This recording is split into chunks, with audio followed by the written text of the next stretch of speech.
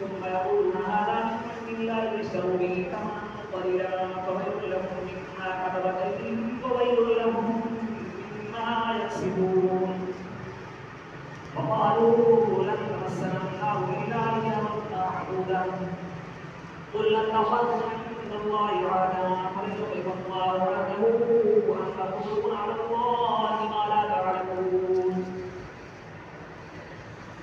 بلى من كسب سيئة وأحاطت به خطيئته فأولئك أصحاب النار هم فيها خالدون.